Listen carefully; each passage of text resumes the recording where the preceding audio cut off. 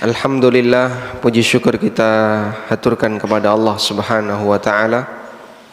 Di kesempatan pagi hari ini kembali kita melanjutkan kajian rutin, dan insyaallah yang akan kita bahas masih seputar masalah fikih kurban. Yang akan kita bahas untuk bagian yang pertama adalah kurban itu untuk takwa,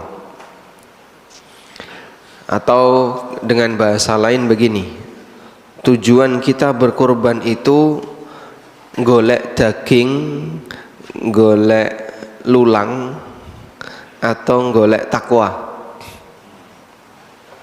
Jawabannya dalam rangka mencari takwa. Maka kita memiliki prinsip bahwa kurban itu dilakukan untuk takwa. Oleh karena itu ada kaidah memperhatikan maslahat ibadah kurban lebih didahulukan daripada memperhatikan maslahat pemanfaatan kurban, kecuali jika ada faktor yang lain. Jadi pembagiannya begini jamaah. Dalam kegiatan kurban itu kan ada praktek,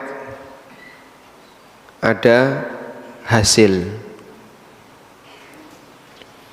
Dalam praktek inilah ada banyak sunnah, ada banyak sunnah Nabi Sallallahu Alaihi Wasallam.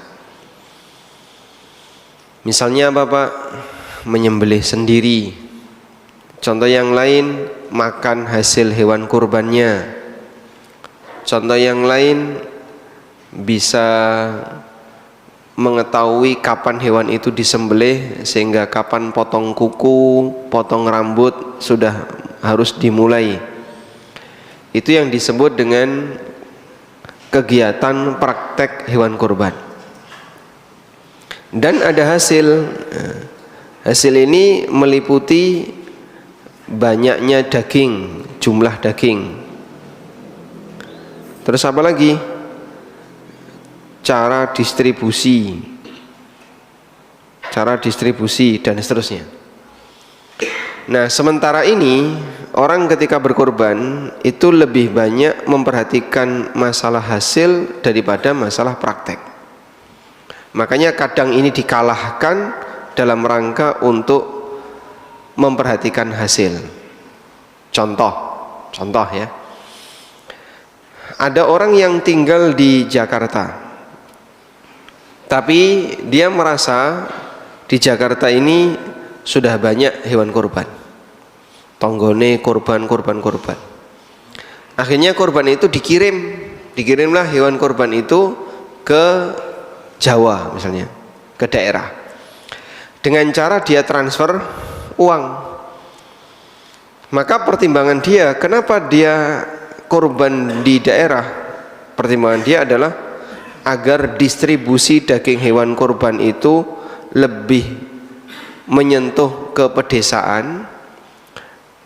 Dia ngalai tidak melihat hewan kurban, otomatis tidak bisa ikut menyembelih, dan hanya dapat WA-nya saja. Ya, wedhusmu wis tak bleh. Dia hanya dapat informasi saja. Sehingga dalam prakteknya ada banyak sunnah yang tidak bisa dia kerjakan dalam rangka untuk memperhatikan distribusi hewannya. Maka dalam hal ini dia lebih memperhatikan sisi hasil daripada memperhatikan sisi praktek.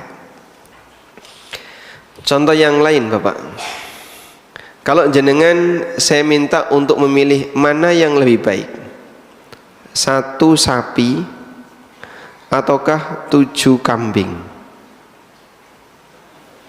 ini tandanya begini atau begini, pilihannya A, ini B.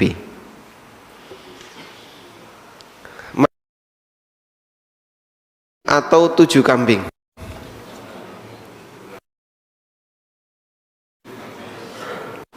Kalau dagingnya lebih banyak yang mana Pak? 1 sapi. Andaikan regane podo Pak, Ini mana yang lebih baik Pak? 1 sapi atau 7 kambing? 1 sapi atau 7 kambing? Baik. Umumnya di masyarakat kita kalau disuruh milih seperti ini, dia milih mana Pak? Sapi. Nah, sehingga lo yang apik si sapi siji timbangannya wedhus 7. Ini kita bicara nilai kan sama ya. Sehingga di sini secara nilai sama. Nilai sama. Tapi umumnya masyarakat lebih milih 1 sapi lebih afdol daripada 7 ekor kambing. Sekarang pilihannya 1/7 sapi dengan 1 kambing. Nah, lebih baik yang mana? Sapi. Sekali sapi tetap sapi ya. Jadi sama seperti di atas. Ya, timbangannya wedhus siji ya mending melu urunan sapi. Akhirnya dia tetap milih yang ini karena ini dari sisi hasil lebih banyak. 1/7 sapi dari sisi hasil, kalau kita pertimbangan hasil ini lebih banyak dibandingkan hasil kambing. Dari sisi hasil ya, sapi lebih banyak. Tapi kalau dilihat dari nilai sunnah, dilihat dari nilai sunnah 1 kambing itu lebih afdol dibandingkan 1/7 sapi. Kenapa? Karena Nabi SAW itu kurbannya utuh 1 nyawa, dan beliau tidak berkorban 1/7 nyawa, meskipun beliau mengizinkan para sahabat untuk urunan beli onta atau urunan beli sapi. Tapi kan orang memperhatikannya lebih ke perhatian hasil. Loh oke sapi mas timbangannya kambing. Akhirnya disarankan lebih baik urunan sapi daripada beli 1 ekor kambing. Baik, ini contoh ya. Kita lebih banyak memperhatikan dari sisi hasil daripada dari sisi praktek. Itulah yang terjadi di umumnya masyarakat. Padahal kalau kita membahas urusan takwa, maka praktek ini seharusnya lebih dominan, lebih diperhatikan. Yang penting pokoknya prakteknya kudu bener, makin bener makin gede ganjarannya.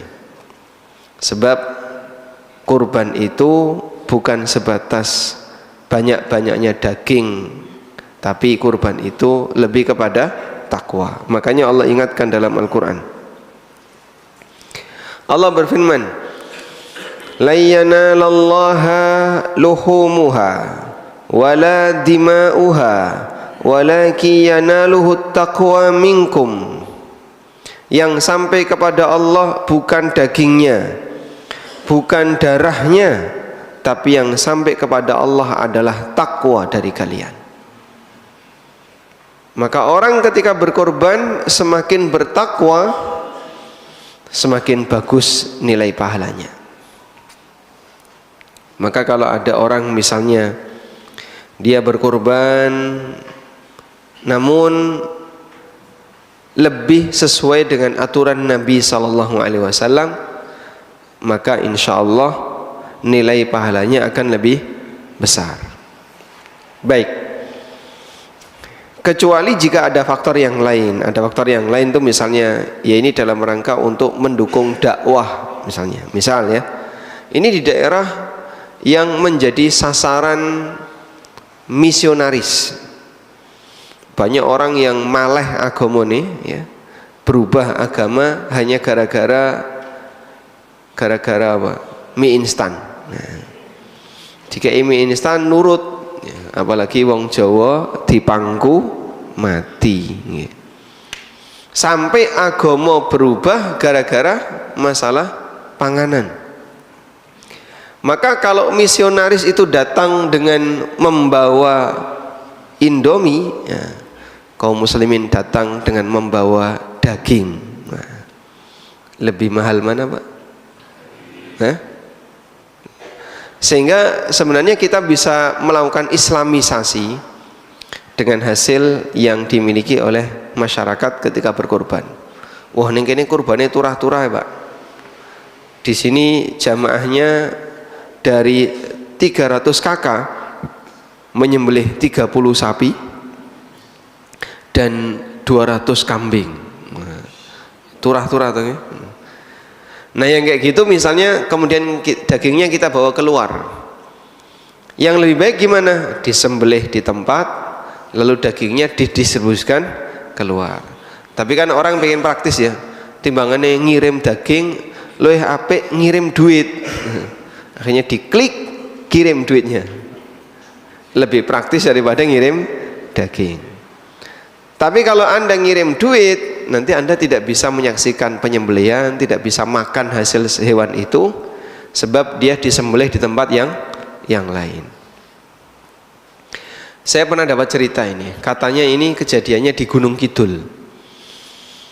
Dulu kurban itu kan jarang ya Pak, dulu ya. Sekarang Masya Allah sudah mulai semarak, kesadaran masyarakat untuk berkorban semakin banyak. Padahal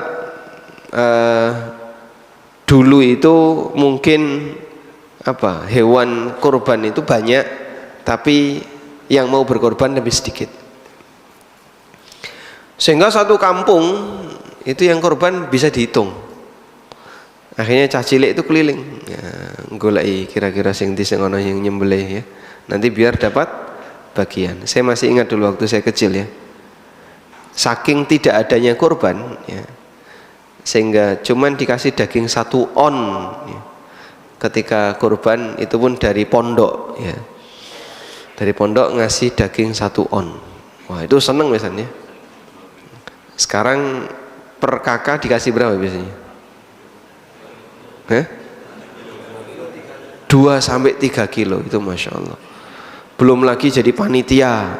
Nah itu ya, sak keluarga sing metu jadi panitia wong pira? Wong 5 entuk kabeh.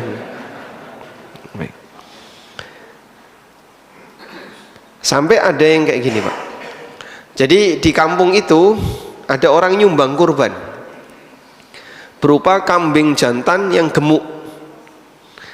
Nah kemudian ditaruhlah di musola atau pokoknya di salah satu warga.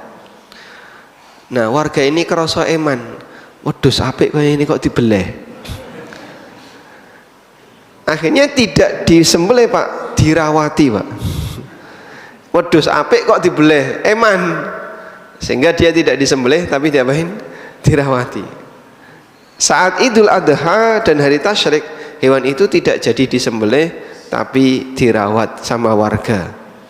Karena eman kalau wedhus apik dibeleh. Nah, pendidikan kayak gini belum sampai kepada mereka. Sehingga ukuran mereka adalah ukuran materi. Melihat seperti ini, mereka nggak tega untuk menyembelih. Makanya kita ingatkan bahwa kurban itu dalam rangka apa? Takwa. Semakin bagus hewannya, nilainya akan semakin besar takwanya. Nah, di sini ada 3 fikih yang perlu kita pahami agar ketakwaan kita ketika berkorban semakin maksimal. Yang pertama adalah aturan memilih hewan. Yang kedua, aturan menyembelih. Yang ketiga, aturan pemanfaatan. Intinya begini, dalam setiap ibadah yang kita lakukan itu ada 3 titik yang perlu kita perhatikan. Pra, ketika, pasca. Ada 3 titik yang perlu kita perhatikan ya. Sebelum, ketika, setelah. Semua bentuk ibadah kayak gitu. Sadurunge salat apa sing kudu dingerteni, pas nalikane salat apa sing kudu dilakoni, sak rampunge salat apa yang harus dilakukan. Sehingga ada 3 hal yang harus dilakukan oleh seseorang ketika dia beribadah. Sebelum ibadah, ketika ibadah, dan pasca ibadah.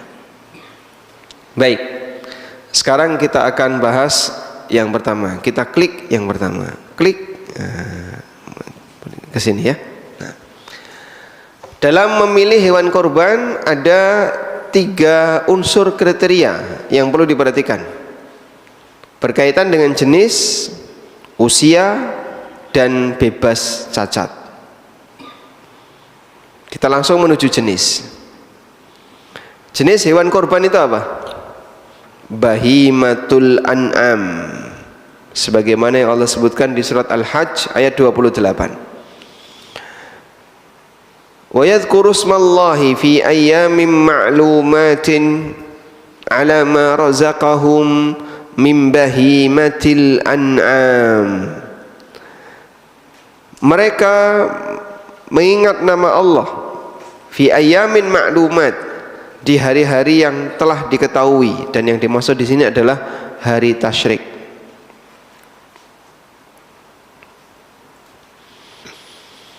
Alama razaqahum, terhadap rizki yang Allah berikan kepada mereka, min bahimatil an'am, berupa binatang ternak. Allah sediakan binatang ini untuk dikorbankan oleh manusia. Makanya jumlahnya itu selalu mencukupi, Pak. Jadi sempat ada orang yang komentar dalam khutbah, dalam ceramah, kambing itu ketika dikorbankan rata-rata lanang, sapi juga seperti itu. Tapi tidak ada istilah kemudian populasi kambing jantan habis, itu tidak ada. Tahun ini sekian ratus, sekian ribu, besok ada lagi, besok ada lagi. Sapi juga sama, subhanallah. Nek menungso kan wedoke luwih akeh timbangane sing lanang. Kewan dibalik, populasi yang jantan lebih banyak daripada betina. Padahal itu sudah disembelih tiap tahun. Yang betina kan dibiarkan. Karena banyak di antara masyarakat kita kalau kurban itu rata-rata apa? Jantan. Baik. Dan definisi bahimatul an'am adalah onta, sapi, kambing dengan semua variannya. Onta itu ada banyak macam, sapi juga ada banyak macam, kambing juga sama, ada banyak macam. Semua jenis hewan yang masuk pada 3 kelompok ini, onta, sapi, dan kambing, maka dia boleh untuk dikurbankan. Nah, berarti hewan kurban yang disebut dengan binatang ternak itu hanya terbatas pada 3 ini. Ayam itu juga binatang ternak, boleh nggak jadi kurban?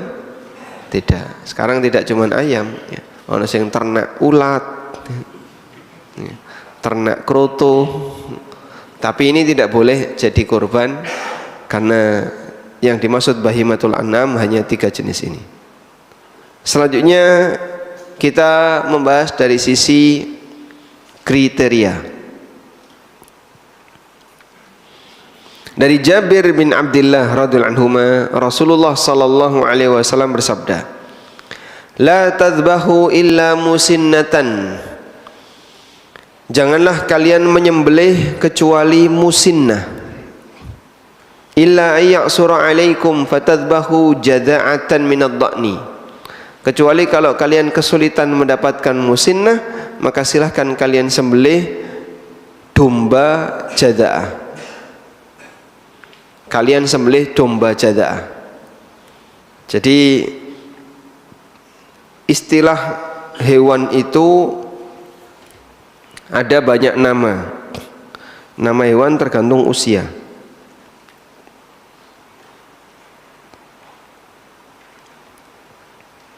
Nama hewan berdasar usia.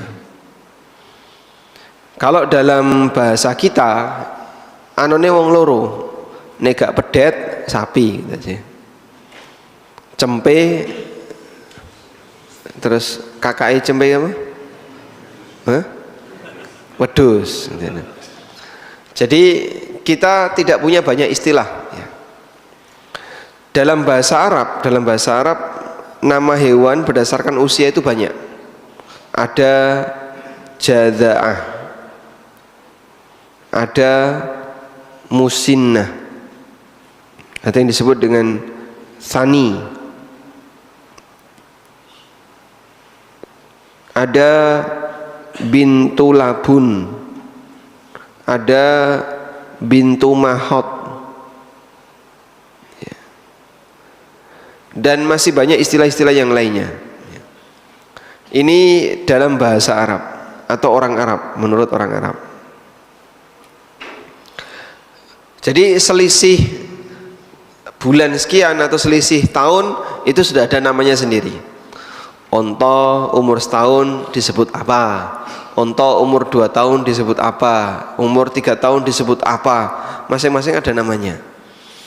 Nah, kita kan tidak punya kayak gitu ya.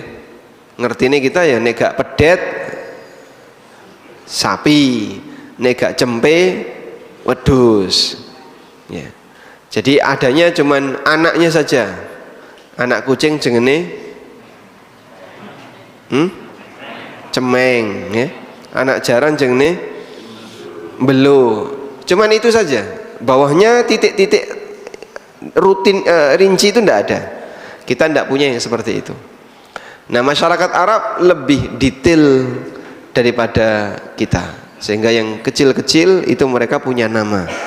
Baik. Sekarang kita fokus di sini, Pak. Jadaah dengan musinnah. Mana yang lebih tua? Musinnah lebih tua. Musimmah itu kakaknya jadaah. Musinnah, hewan musinnah itu kakaknya jadaah.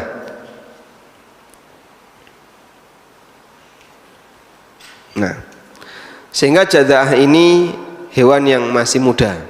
Sekarang coba kita lihat. Nabi SAW melarang berkorban kecuali hewan musinnah. Nah, kalau enggak punya musinnah boleh jadaah, tapi yang bentuknya domba, khusus domba. Selain domba enggak boleh jadaah. Berarti nek wedhus Jawa jadaah boleh enggak, Pak? Enggak boleh, harus musinnah.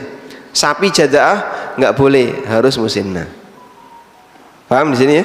Baik, sekarang apa yang dimaksud dengan kambing jadaah atau sapi jadaah, kambing musinnah atau sapi musinnah? Musinnah untuk kambing itu yang genap 2 tahun.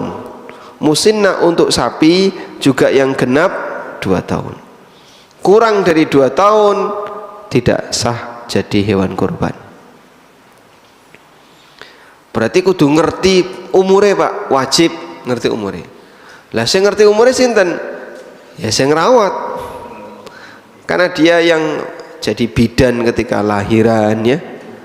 Kemudian dia yang ngerawat sampai gede, sehingga dia tahu ini sapi sudah usia 2 tahun atau belum 2 tahun. Makanya kejujuran bakul sapi itu penting. Kejujuran bakul sapi itu penting. Baik. Nah, sekarang ada sisi masalah ya. Musinnah ini orang menyebutnya poel. Betul? Poel. Poel ini apa? Ompong. Giginya sudah rampal. Gigi mana sih, Pak, yang rampal itu, Pak? Gigi mana yang rampal? Ada dokter gigi di sini? Kok dokter gigi? Atau dokter gigi hewan? Dokter hewan ada, dokter hewan? Ada katanya masyarakat ini salah dalam, ini pernah disampaikan di seminar waktu di kedokteran hewan UGM ya. Banyak masyarakat nggak ngerti yang dimaksud poel ketika memilih sapi kurban. Akhirnya digerayangi, gerayangi. Orang untune iki. Sapi itu punya gigi nggak, Pak? Punya ya. Nek lantai untu ya ora iso ngunyah. Katanya begini ya. Jadi sapi itu giginya sebagaimana kambing. Depan ya gigi seri, terus nanti kosong, kemudian gigi geraham. Jadi depan ada giginya, terus sampingnya ini kosong, belakangnya geraham yang dipakai ngunyah. Makanya ketika jenengan periksa itu kadang bagian tengahnya itu ada yang kosong. Tapi ketika kita lihat kepala kambing itu dibersihkan, giginya utuh. Ini utuh ini, berarti belum poel. Akhirnya kalau sing bakul ditetel, biar ada yang poel. Saya sendiri tidak tahu yang poel, ciri poel itu kayak gimana, karena kita bukan praktisi dalam masalah ini. Tapi intinya sebenarnya musinnah itu kembali ke usia. Ini kembali ke usia. Yang perlu diperhatikan adalah yang penting genap usia 2 tahun. Seorang dokter hewan tanya ke saya, ada mas, sapi itu sudah genap 2 tahun tapi untune durung rampal. Kayak cah cilik kan kayak gitu Pak ya, wis gede usia 3 tahun tapi belum ganti gigi. Bukan cuma 3 tahun, bahkan kadang 5 tahun, 6 tahun giginya itu belum ganti, masih gigi susu belum ganti. Anak-anak kan kayak gitu ya, ada yang cepat ganti gigi, ada yang lambat ganti gigi. Nah ini giginya sudah genap 2 tahun tapi durung poel. Dokter memeriksa, ini durung poel. Sampai beliau pernah menyampaikan ke saya melakukan eksperimen di salah satu masjid terkenal di Yogyakarta. Dari sekian puluh sapi kurban yang ada, itu hanya 30% yang poel. Diperiksani semua itu satu-satu. Ini poel.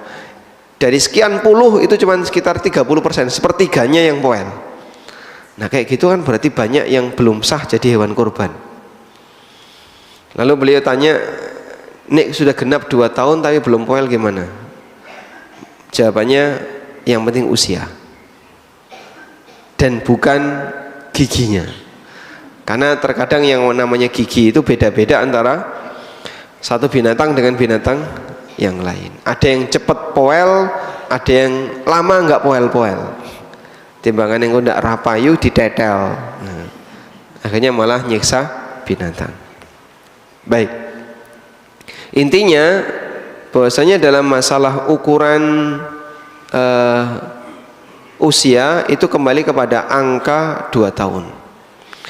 Dan ini menuntut kejujuran ya. Kejujuran siapa? Yang merawat.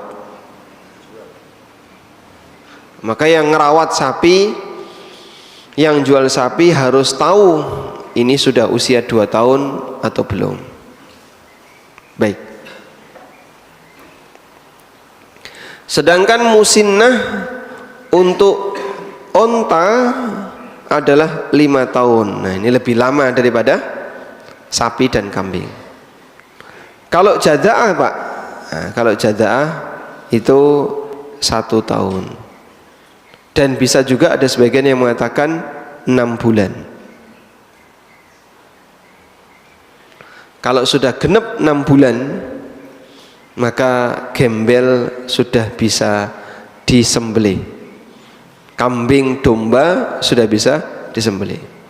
Sehingga kemarin kita sempat ngukur ya, domba betina usia 6 bulan, rego pinten 1 jutaan. Nah, 1 jutaan itulah ukuran minimal orang disebut wajib kurban. Baik, berikutnya kita akan beralih ke cacat hewan kurban. Jadi tadi sudah kita jelaskan tentang masalah kriteria, selanjutnya cacat hewan kurban. Kalau kriteria memenuhi tapi ada cacat, maka bisa jadi hewan kurbannya tidak sah. Namun tidak semua cacat menyebabkan tidak sah. Coba kita lihat di sini. Ada 3 macam cacat. Yang pertama, cacat yang menyebabkan tidak sah untuk dikurbankan. Dari Al-Barra bin Azib, Rasulullah SAW bersabda, arba'atun la yajziyanna fil adhahi. Ada 4 jenis cacat yang tidak sah untuk kurban. Yang pertama, Al-aura'u al-bayyinu auruha, buta sebelah matanya yang jelas butanya. Wal maridatul bayyinu maraduha, yang sakit dan jelas sakitnya. Wal arja'ul bayyinu dhal'uha, yang pincang dan jelas pincangnya. Wal kasiratul lati la tunki, dan al kasirah, ya, binatang yang sangat kurus seperti la tunki, yang enggak ada isinya, ya. Mau balung kalau kulit tok disembelih. Nah, apabila ada 4 ini maka hewannya tidak sah disembelih. Sekarang kita lihat keterangannya. Buta sebelah yang jelas butanya. Kalau buta dua-duanya gimana? Sah atau tidak? Yang dilarang dalam hadis adalah yang buta sebelah, ya. Kalau buta dua-duanya, loh ya, parah timbangannya yang pertama. Itu yang disebut dengan kias aula. Kias aula itu ketika ada yang lebih parah maka hukumnya lebih kuat. Jika butanya belum jelas atau rabun, orang yang melihatnya menilai belum buta, meskipun pada hakikatnya buta, maka boleh dikorbankan. Jadi begini Pak, buta yang jelas butanya, jelas buta itu menurut ukuran manusia atau menurut ukuran kambing? Menurut standar manusia atau standar kambing? Manusia. Kenapa tidak menurut standar kambing? Are iso matur arep kondo piye? Jadi yang dimaksud buta dan jelas butanya itu adalah menurut standar orang yang melihatnya. Bisa jadi begini, nek di sawang ketoke kok normal, matanya normal ini Pak, tidak ada masalah. Tapi ternyata putus saraf di belakang, ya, sehingga nggak kelihatan kalau hewan ini sebenarnya buta. Dan hewan ini nggak pernah bilang kalau dia buta. Maka yang kayak gini boleh nggak dikorbankan? Boleh. Kenapa? Kenapa? Karena tidak diketahui kalau dia buta. Baik. Cara ngecek kebutaan gimana? Cara ngecek kebutaan gimana? Tidak ada.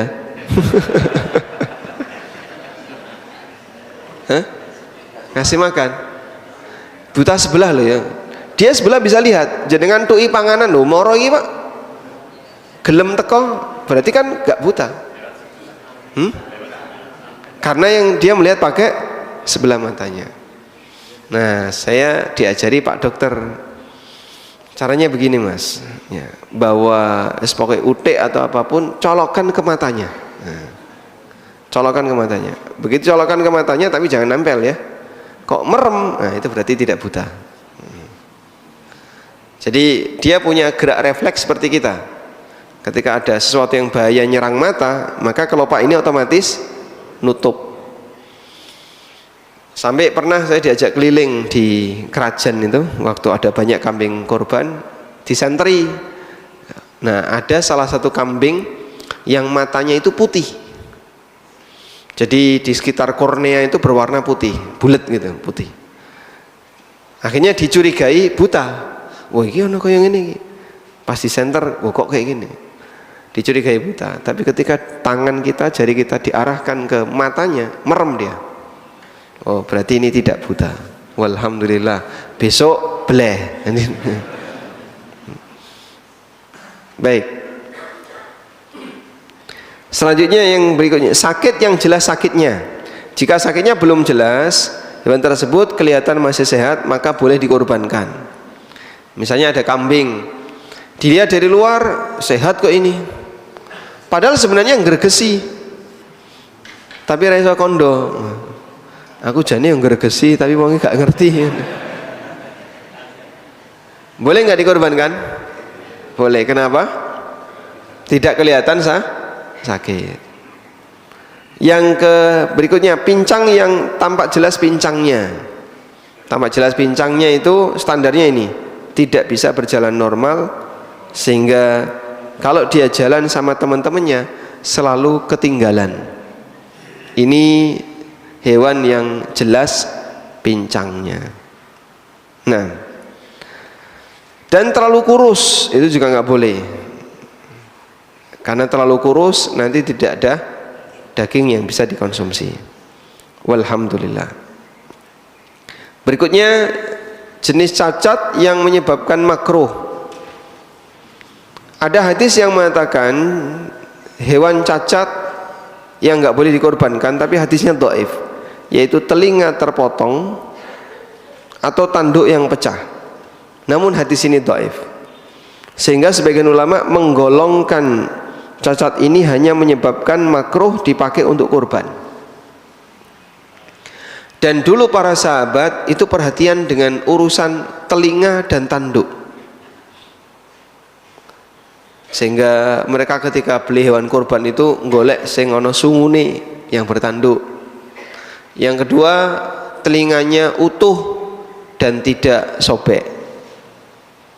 Baik.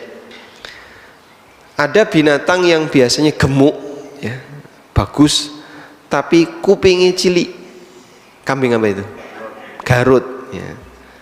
Kambing Garut ya, wedhus Garut itu telinganya kecil. Coba kita lihat di sini. Wedhus Garut. Nek dodol Garut ya enak ya. Nah, lihat Pak. Ini kayak nggak punya telinga. Iya, nggak ada telinganya ya. Kecil kambing Garut. Inilah kelemahan kambing Garut kalau dipakai kurban. Padahal salah satu di antara anjuran ketika kurban itu, dulu para sahabat memperhatikan telinga. Telinganya bagus, panjang misalnya, utuh, itu lebih baik daripada yang telinganya bermasalah.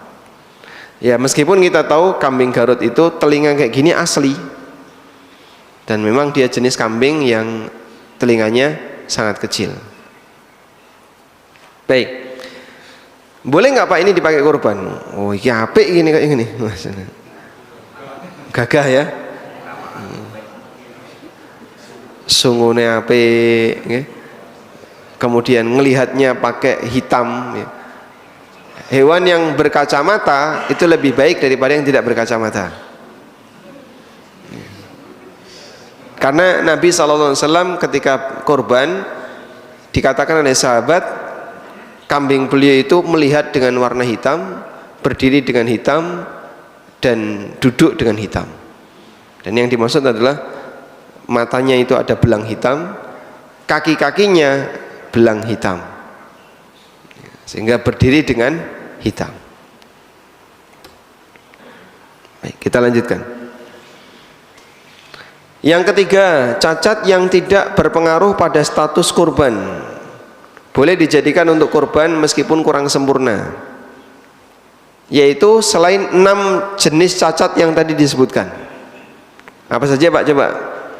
Buta sebelah, terus sakit yang jelas sakitnya, 3 pincang yang jelas pincangnya, yang keempat terlalu kurus, yang kelima telinga sobek, yang keenam tanduk pecah. Nah, yang seperti ini 4 pertama cacat batal, 2 berikutnya adalah cacat makruh. Nah, selain 6 ini, kalaupun cacat nggak ngefek, misalnya ya, ompong, wedhus ompong Pak, boleh nggak Pak dipakai kurban? Boleh. Contoh yang lain, tidak berekor. Contoh yang lain, bunting, tidak berhidung, wallahu a'lam. Dan masih banyak yang lainnya ya. Apa? Misalnya hewannya sanglir, tahu sanglir Pak? Hah? Paham ya? Tapi ini orang yang bukan Jawa nggak ngerti ini. Yang skrontumnya hilang 1 ya. Hewan jantan skrontumnya hilang 1. atau hewan yang dia sudah dikebiri, itu cacat ya, tapi cacat ini justru menguntungkan, karena ketika hewan itu dikebiri ternyata secara umum dagingnya lebih padat daripada ketika hewan itu dikawinkan, yang jantan terutama ya. Maka Nabi SAW pernah menyembelih kambing yang dikebiri ya, menyembelih kambing yang dikebiri. Dan ini kalaupun disebut cacat, tapi cacat yang sifatnya apa? Tidak mempengaruhi keabsahan hewan kurban. Wallahu a'lam. Baik, sekarang kita beralih ke syarat menyembelih yang syar'i. Bagaimana cara menyembelih yang sah? Ini kudune praktek ya. Ini praktek kan lebih cepat, Pak. Di luar ada kambing nggak, Pak? Yang pertama, orang yang menyembelih harus mampu berniat, sehingga dia harus mumayyiz dan berakal.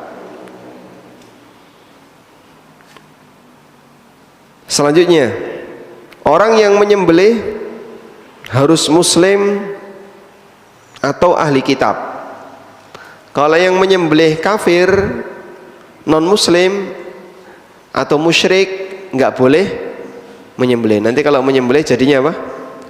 Batal. Dan yang namanya muslim wajib sholat ya. Muslim wajib sholat. Nek ra tau sholat non muslim, maka jagal sing gak tahu sholat tidak boleh jadi jagal, kecuali kalau dia hanya nguliti saja nggak apa-apa, tapi kalau ikut menyembelih nggak boleh. Sehingga pastikan kalau ngundang jagal, jagal yang sholat, syukur takmir. Nah, kalau takmir kan mesti melu sholat insya Allah ya. Nggak boleh jagal kok ratau sholat tapi jadi jagal, itu bisa menyebabkan hewan sembelihannya jadi batal. Yang ketiga, ketika melukai hewan punya maksud untuk menyembelih, jika dia melukai hewan bukan dengan maksud menyembelih, maka tidak halal untuk dimakan. Misalnya untuk membela diri, ada kambing yang nyerodok, terus bapak bawa pisau atau bawa tombak, nah, akhirnya ditombakkan terus mati, ya, maka ini tidak boleh dimakan. Karena kita membunuh hewan ini tujuannya bukan dalam rangka untuk memakan dagingnya, tapi tujuannya apa? Dalam rangka untuk membela diri. Nah, selanjutnya, apakah disyaratkan harus diniatkan untuk dimakan? Bagaimana hukum menyembelih tapi niatnya tidak untuk dimakan? Ada dua pendapat ulama dalam hal ini. Ada yang mengatakan tidak harus niat untuk dimakan, ada yang mengatakan harus diniatkan untuk dimakan. Dan insya Allah pendapat kedua ini yang lebih kuat. Kue nyembelih kudu ono niat nanti mau makan dagingnya. Contoh yang tidak ada niat untuk dimakan dagingnya adalah di sini, nyembelih untuk bahan penelitian. Akhirnya nyembelih ayam tapi tujuannya untuk bahan penelitian. Nah, yang kayak gini nanti ayamnya tidak boleh dimakan ya. Ada salah satu teman dokter hewan ya, atau mungkin jurusan peternakan beliau, yang membuat eksperimen menetaskan ayam dalam waktu yang lebih cepat ya. Dia buat eksperimen, akhirnya ketika uji coba Pak, Masya Allah, dia itu sampai kasihan, mau metu sirai tapi awake lengket dengan telur. Jadi badan bawah ini berupa telur, atasnya kepala ayam. Banyak yang kayak gitu. Iki nek timbarno wae ora urip. Akhirnya ada yang jadi cuma setengah, ada yang 3/4. Ayam itu jadi 3/4. Kemudian disembelih semuanya. semuanya disembelih. Baik, ini contoh menyembelih tapi tujuannya apa? Untuk penelitian. Dan ini tidak boleh dimakan karena tujuan ketika nyembelih bukan untuk dimakan dagingnya.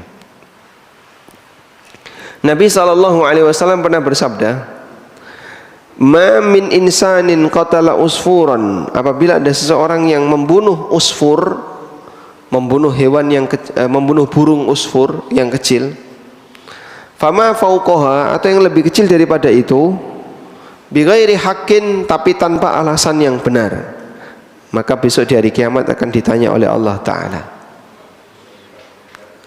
Model sing-sing nembak ya. Burung gereja ditembaki. Kenapa ini? Latihan nembak. Latihan nembak kaya makhluk hidup. Apalagi engko golek baduke wong. Bahaya. Para sahabat tanya, "Wa ma haqquha?" Lalu apa haknya? Nabi SAW mengatakan, "Yadhbahuha fayakuluha." Dia sembelih untuk dimakan. Tidak boleh dia potong kepalanya, yarmi biha, kemudian dibuang. Dan Ibnu Aqil menyebutkan, Imam Ahmad berpendapat bahwa semua yang dilarang dalam syariat tidak sah sembelihannya.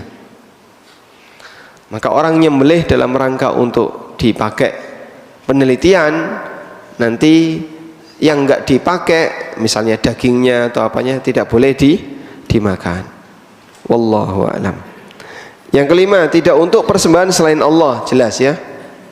Yang keenam, tidak diikrarkan untuk selain Allah. Bedanya apa antara yang 5 dan 6 ini, Pak? 5 itu bab niat. Kalau 6 ini ikrar.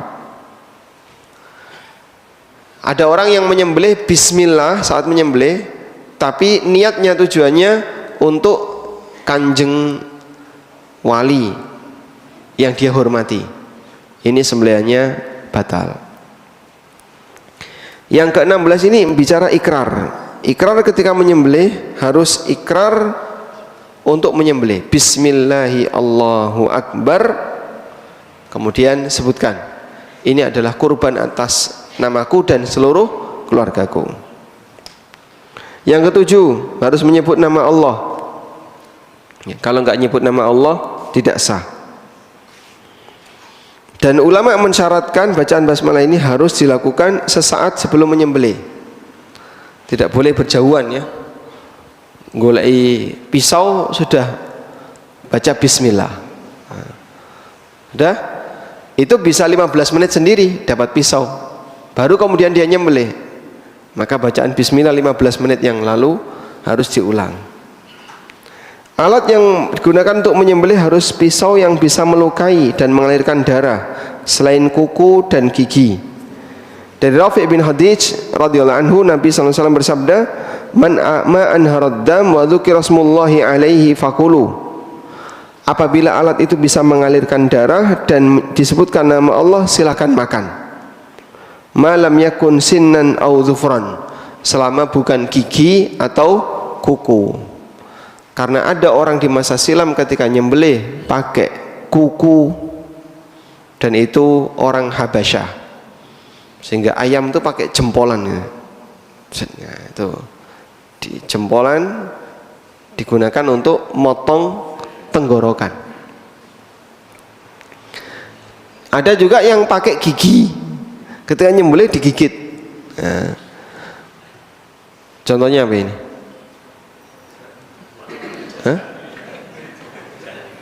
Saya pernah lihat video orang kayak gitu, nyembelih ayam itu digigit, terus orangnya jadi kesurupan. Nah, kalau pakai digigit seperti ini, nyembelih ayam dengan cara digigit haram nanti untuk dikonsumsi. Yang ke-9, harus sampai mengalirkan darah di tempat yang benar. Mengalirkan darah di tempat yang benar itu apa? Kalau unta di bagian bawah ya. Kalau unta di bagian bawah.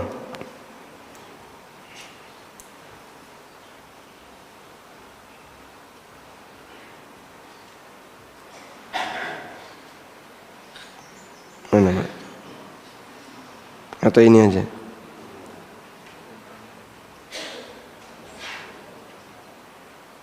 Nah, ini yang disebut dengan nahar onta. Kelihatan kata nahar, Pak? Ya, kelihatan an-nahru ya. Jadi onta itu ketika disembelih, yang dilukai adalah bagian naharnya, bagian pangkal leher. Baik. Videonya sudah cukup banyak, insya Allah banyak bapak-bapak yang sudah tahu ya. Sedangkan untuk selain onta, maka di ujung leher dekat kepala yang disebut dengan dzabah ya, misalnya sapi kalau disembelih di mana Pak? Sapi kalau disembelih di ini ya.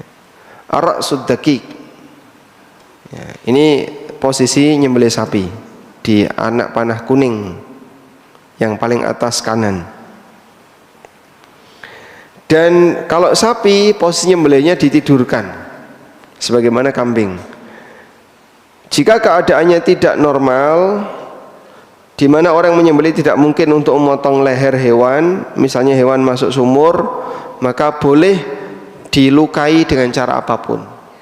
Nah, misalnya ada sapi masuk sumur, sapi nyemplung sumur Pak, maka dia dilukai di bagian sedapatnya. Nah, ketika mengeluarkan darah, kemudian dia mati di dalam, maka dia boleh dimakan karena kondisinya tidak normal. Baik, sekarang kita lihat di sini. Syekh bin Baz menyebutkan penyembelihan yang sesuai syariat itu ada 3. Pertama, terputus tenggorokan, kerongkongan, dan 2 urat leher. Ini yang paling bagus. Tenggorokan, kerongkongan, dan 2 urat leher. Cara memutus 2 urat leher gimana Pak? Saat nyembelih diputer, karena 2 urat ini ada di sebelah kanan dan kiri. Makanya ketika nyembelih atas jangan puter. Insya Allah akan lebih cepat mati ketika urat lehernya terputus. Yang kedua, terputusnya tenggorokan, kerongkongan, dan salah satu urat leher. Sembelihnya sudah benar, halal, dan boleh dimakan meskipun keadaan ini derajatnya di bawah kondisi yang pertama. Yang ketiga, terputusnya tenggorokan dan kerongkongan saja, tanpa 2 urat leher. Sebagian ulama mengatakan sembelihannya halal, dan insya Allah pendapat yang benar halal. Wallahu alam. Baik, bisa dipahami insya Allah. Tinggal praktek ya. Hah? Besok Selasa urunan tuku wedhus. Tapi insya Allah kalau di zaman sekarang nyembelih itu hal yang biasa ya, sehingga banyak orang yang sudah pintar untuk nyembelih hewan. Wallahu alam. Demikian yang bisa kita bahas, semoga bermanfaat. Wassallallahu ala nabiyyina Muhammadin wa ala alihi wa sahbihi wasallam.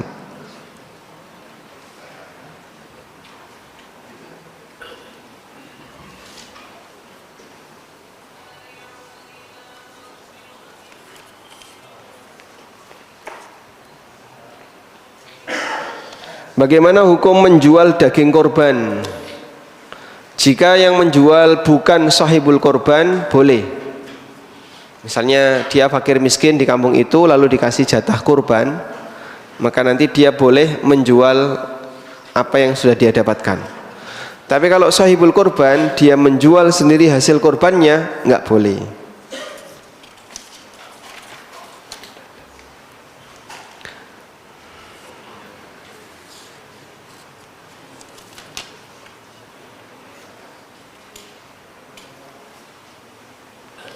Assalamualaikum. Waalaikumsalam. Bolehkah sahibul korban minta jatah buat keluarganya yang miskin? Misalnya minta 4 bagian, minta 10 bagian pun boleh.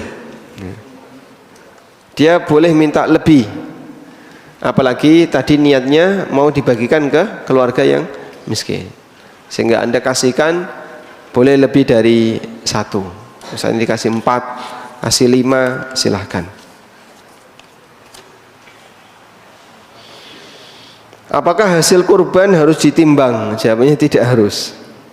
Untuk pembagian dagingnya untuk sahibul kurban dan warga, ya tidak harus. Tapi kalau bapak ibu mau presisi, mau lebih baik detail dalam bagi ke warga dan masyarakat, ya mau tidak mau harus ditimbang biar tahu apa total beratnya, sehingga pembagiannya nanti bisa semakin merata meskipun tidak harus.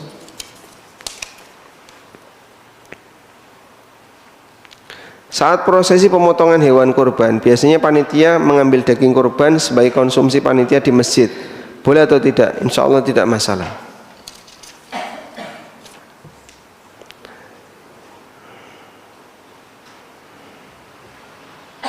Assalamualaikum. Waalaikumsalam. Apakah beda doa menyembelih satu kambing dengan menyembelih satu sapi yang rombongan? Jawabannya sama, ya. Sehingga kalimatnya, karena dalam menyembelih kan tidak menyebutkan nama hewan, tapi menyebutkan nama kegiatan. Bismillah, Allahu Akbar, Allahumma hadza wa minka, Allahumma hadza minka walaka an fulan fulan fulan fulan fulan wong pitu, dari atau dari 7 orang yang merupakan pemiliknya. Nah seperti itu juga boleh, sehingga kita gunakan kalimat umum bahwa ini dari sekian orang yang merupakan pemiliknya.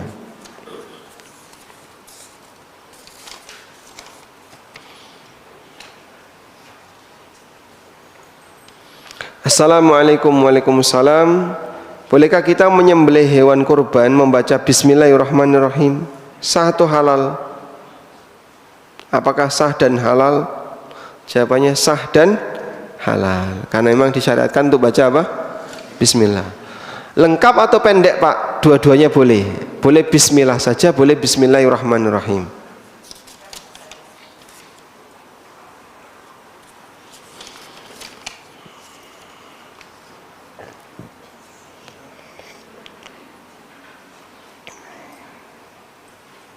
Assalamualaikum. Waalaikumsalam. Bolehkah kulit hewan kurban diberikan ke TPA masjid, lalu oleh TPA masjid dijual karena susah mengolahnya? Boleh, insya Allah. Dan ini jadi solusi, ya. Kulit nggak boleh dijual. Terus solusinya pripun Pak?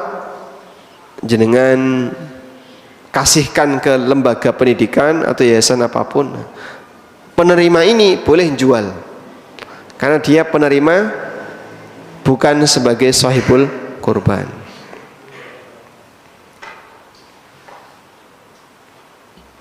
Assalamualaikum. Waalaikumsalam. Apakah wajib sahibul kurban melihat sembelihan kurban yang jauh dari rumah?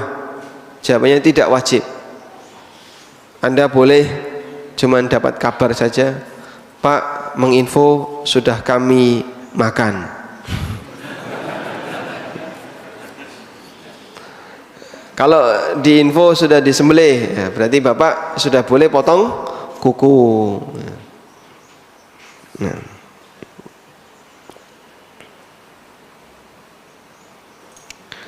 Assalamualaikum. Waalaikumsalam. Saat kurban biasanya mengatasnamakan satu orang saja untuk seluruh anggota keluarga.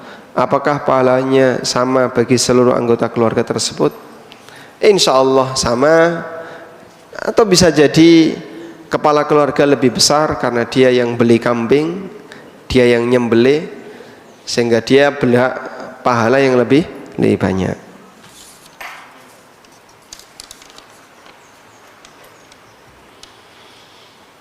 Bolehkah panitia korban mendapatkan fee dari penjual hewan korban?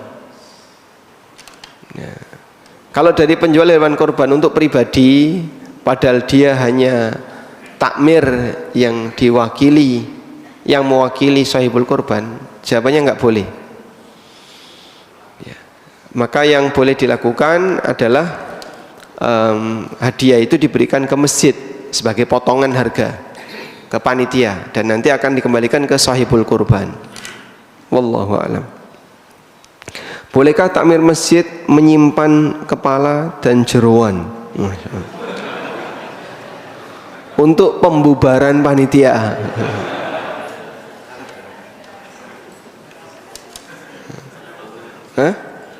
Boleh atau tidak?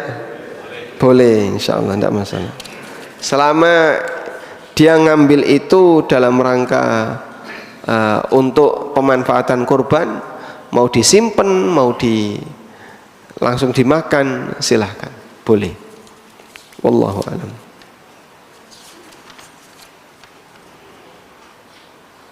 Assalamualaikum. Waalaikumsalam. Hukum berkorban atas nama perusahaan selain orang tidak sah karena sapi itu maksimal 7. Atas nama perusahaan. Perusahaan ini berapa mas pemilik sahamnya? Banyak. Ya tidak bisa. Sehingga kurban di sekolah, urunan sak sekolahan cukup untuk beli seekor kambing, itu sah nggak sebagai korban? Tidak. Terus gimana nyebutnya Pak? Hah? Latihan kurban ya. Kalau mau sah caranya gimana? Belikan sapi atau belikan hewan dari hasil iuran itu, lalu hadiahkan kepada salah satu guru. Ini hadiah untuk Bapak, silahkan Bapak gunakan sebagai hewan kurban. Nah ketika disembelih atas nama beliau, insya Allah tidak masalah. Wallahu a'lam. Baik. Untuk pertanyaan yang lain yang tidak sesuai dengan tema, insyaallah kita bahas di waktu berikutnya insyaallah taala. Demikian yang bisa kita bahas, semoga bermanfaat. Wassallallahu ala nabiyyina Muhammadin wa ala alihi wa sahbihi wasallam. Wa akhiru da'wana alhamdulillahi rabbil alamin. Wassalamualaikum warahmatullahi wabarakatuh.